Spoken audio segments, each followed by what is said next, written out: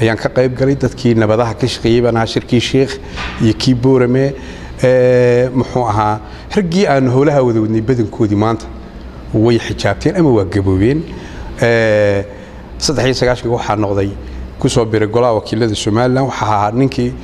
waqtiga ninkayga weyne maanta cirado cadaysay ee rug cadaaga maanta sidoo waqtigu isu bedelayo Faysalo ninkii ugu yaraa golaha wakiilada ee maalintaas dunjir ku soo galay ayaana dabadeedna muddo dheer baan ku jiray 2005 markii doorashadii dib loo qabtay Yurubaan yar qabtay waxbarashaan u tagay muddo dooraan ku maqnaa waa soo noqday xisbiga kulmiyana waxaan raggii aasaasay 2002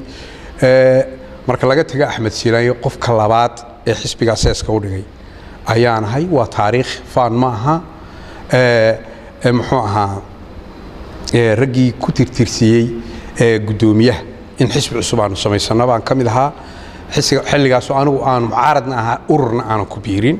hadday tahay asad iyo hadday tahay sahan iyo ururkii islaamka iyo kulligoodba midna iyo UBS kii loo oran jiray dabadna xilligii markii doorashada xisbiga kulmiye guushan xaqiijiyayna tay waxa noqday wasiir isku soo duubo meeyhi siyaasi layli ah oo ku jarabartay maamulkan maanta waxaan haynin siyaasadda meel hoose ka soo bilaabay soo kacaakufay dawaka وهاج إلا هذا مثلا أنت هذا وسير كان على هيد لنا دولسته هو وحيابه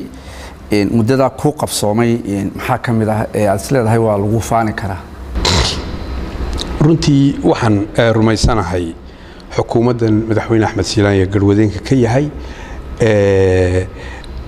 anigana uu igmaday inaan ka kaaliyo dhinaca hawada iyo duulimaadyada iyo gaadiidka cirka oo marka si kala loo dhigo maamulka madaarada wasaaradda shaqada ugu weyn ay qabato waa maamulka madaarada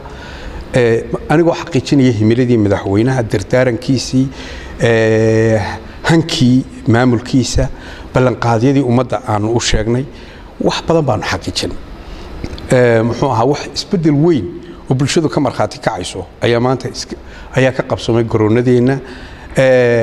muxuu ahaayay gaar ahaan labada garoon caalamiga waaweyn ee Hargeysa iyo Berbera oo runtii kuwa u udub dhaxaadka garoonadeen maanta garoonkan aynu joogno Cigaal International Airport wuxuu ahaa garoon yar oo domestic flights lagu sameeyo la dhisay 1958 sideed iyo kontonkii loogu talagalay diyaaradii waqtiga dunida ka duuli jiray waxa loogu talagalay garoon marka la dhisayo waqtigaas iyo ilaa 10 sano waxa duuli doona wad garan kartaa gaadiidka waqtiga Soomaaliland diaspora ma lahayn inta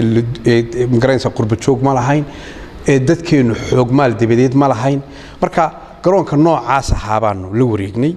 oo burburay oo asfa balaankii dhamaaday oo Djibouti diyaaradaha ay ka yimaadaan kuwa marawaxadaha leh ruushkaahi oo inuu ku soo caanamaalay runtii dibadna hanka iyagu waxa inaan garoonka ka dhigno garoon caalami oo standard oo diyaaradaha waaweyn yimaadaan la yiraahdo noocan la yiraahdo muxuu ahaa chatka maantana himiladii waan xaqiijinay